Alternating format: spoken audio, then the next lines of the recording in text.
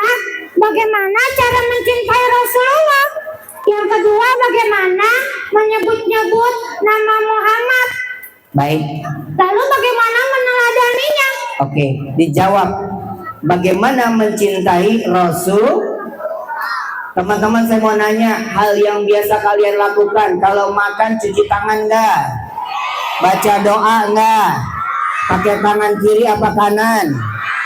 Satu. Yang kedua, kalau masuk WC kaki kiri apa kanan? Baca doa atau enggak? Doanya kita baca supaya kita tidak terganggu oleh bakteri yang ada di WC. Saya mau nanya lagi, kalau belajar baca doa enggak? Kalau habis makan baca doa enggak? Maka makanan yang kita dapatkan dari karunia Allah melalui orang tua kalian, rizkinya dijadikan makanan yang enak, maka kita bersyukur kepada Allah. Nggak boleh sebelum makan kita jelek-jelekin makanan, betul tidak? Lagi, kalau ketemu guru lari apa cium tangan? Kalau ada orang tua ngobrol, dipotong atau dengerin dulu. Kalau ada tamunya papa main ke rumah, kita ngambek boleh atau tidak? Maka adab-adab itu diwariskan oleh Nabi kita dan para ulama kita. Insya itu caranya yang gampang. Saya mau nanya lagi, anak sini, kalau sholat 5 waktu atau cuma 1 waktu? Ada sholat apa? Subuh, zuhur, asar, isya. Tapi ada lagunya nih, mak pasti apal nih, ya.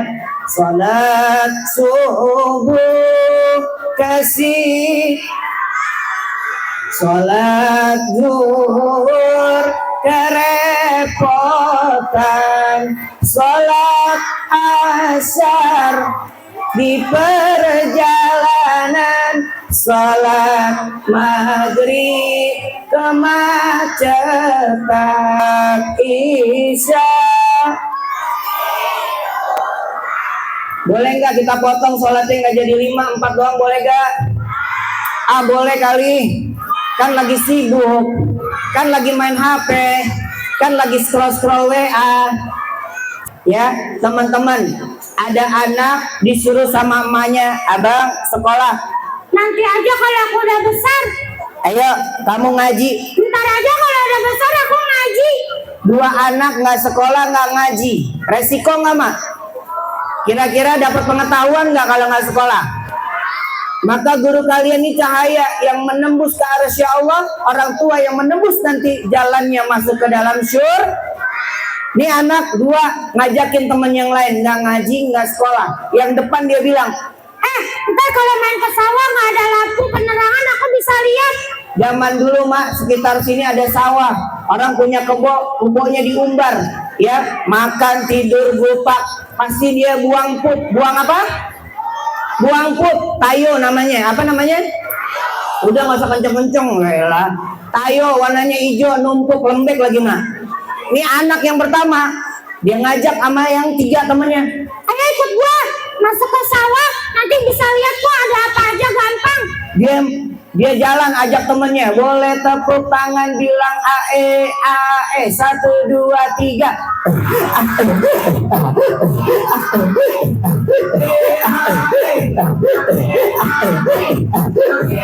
Dia yang belakang jauh deh, kayak topeng monyet tuh jadinya.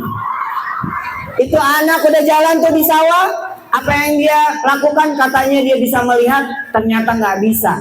Dia nggak mau belajar, dia nggak tahu agama, dia nggak kenal najis. Begitu dia jalan, truk, ya, apaan nih? Mana dalam banget. Kalau dia punya pengetahuan, kalau dia tahu agama, nggak bakal dicolek. Dia dicolek tuh tayo. Iya, apaan nih? Dicium lagi. Ya, tayo, mak tayo mak. Ya udah, yang belakang aku nggak kasih tahu ya. Kasih tahu apa jangan? Kasih tahu apa jangan?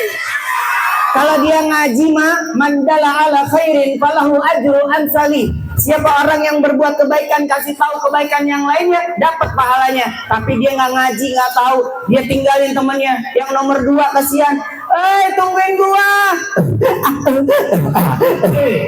Kurang tepuk tangannya. 1, 2, 3. Dia nginjek lagi. Trut ya. Mana lembek banget. Nomor 1 nggak ngasih tahu gua. Rese banget. Ya udah nomor 3 aku nggak ngasih tahu ya. Biarin aja, tinggalin. Dia tinggalin nomor 3. Nomor 3 lebih kesian lagi. Tungguin, gak kelihatan.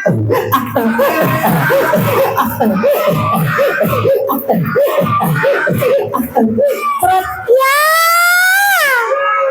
Ya udah belepetan. Ya Allah, nomor 1 nomor 2 nggak ngasih tahu. Ya udah nomor 4 aku peperin aja. Sret. Dipeperin kan lumayan banyak. Nomor 4 dia lari kenceng banget. Tungguin. Dia kena separuh badan, Mak. Gue mau nanya mama lu, Mak, kalau setengah badan kira-kira pakaiannya mau dicuciin apa dibuang? Orang kaya, orang kaya dibuang. Tuh malu tahu tuh kena tayo separuh badan, malu mau nyuciin aja jijik. Apalagi kalau dia nggak tahu agama antara najis atau tidaknya, maka dia juga tidak bisa melakukan ibadah atau sholat. Betul tidak? Nggak boleh ngerasain guru kita yang ngajarin di kelas, guru kita yang ngajarin ngaji itu cahaya yang nanti membuka jalan penerang buat kita. Alhamdulillah. Lagi seorang anak dalam satu riwayat ketika dibangunkan di padang mahsyar, dia ngiri. Karena di dunia ketika dia sampai besarnya, dia pamer. Kalau dia punya cincin, 10 jarinya dipakai cincin. Ada di sini mana gitu? Nggak ada. Nih anak nih dulunya gede, cincin 10 dipakai di 10 jarinya. Sombong nggak? Pamer nggak? Dia bangun ketika dibangkitkan. Malaikat, itu kenapa kok bisa masuk ke dalam surga? Aku tidak. Karena kamu sombong ketika di dunia. Kok malaikat tahu sih? Aku mencatat setiap perbuatan kamu dengan cepat dan tepat. Malaikat rakit atid. Iya. Itu tuh kenapa ciri yang pertama kok bisa masuk surga? Tuh yang belakang mana? Nah. Nggak usah ngeliatin, gue lagi cerita. Oh, itu adalah orang yang hidupnya hayyin. Apa nak? Hayyin artinya menyenangkan. Nggak pernah julid sama tetangga, nggak pernah rusuh sama siapapun, hidupnya selalu menyenang. Wah, pantesan. Aku kalau di dunia suka rese. Aku santenan, aku hilangin. Makanya kamu nggak bakalan bisa. Mereka emang nggak bisa masuk surga sedikit doang. Sudah telat. Itu kenapa lagi di belakangnya? Kok bisa? Itu yang belakang adalah lain. Nah, kagak ada orang, liatin gua aja. Nggak ada orang, liatin gua. Itu lain maksudnya? Lain adalah orang yang sopan santun. Kalau kamu di dunia, pantesan kalau ada orang lewat, aku usil. Pas jalan aku kentutin. Boleh nggak begitu? Boleh nggak begitu? Kalau lagi makan, ada orang tua kentut sembarangan, boleh nggak? Nggak boleh. Itu namanya sopan san. 4 ciri. Yang kedua tadi, mau masuk surga dengan cara yang gampang. Malaikat, itu kenapa lagi yang belakang kok bisa masuk ke dalam surga? Itu adalah orang yang qaribin. Apa nak? Maksudnya? Orang yang senang bergaul, tidak pandang. Kalau dia pernah berhutang, dia maafkan. Wal afina anin nas. Kalau dia pernah julid sama saudara, kalau dia pernah mungkin bikin kesal, dia memaafkan secara cepat dan dia banyak pertemanannya. Pantesan waktu aku di dunia, aku pilih-pilih teman. Aku jadi males. Makanya kamu nggak bisa. Teman-teman bisa nolongin aku nggak? Bisa. Tolongin. Ini aku nanti mau dibakar nih kayak bebek bakar. Yang keempat dia nanya lagi. Itu malaikat yang terakhir kenapa bisa masuk surga? Itu adalah sahlin. Apa nak? Artinya? Orang yang memudahkan orang lain. Kita sesama muslim, ada saudara kekurangan, ada tetangga yang perlu dibantu, maka dia ta'awun. Bisabri wassalah, dia sabar dan saling tolong menolong dengan kebaikan. Pantesan aku di dunia pelit. Makanya kamu siap-siap.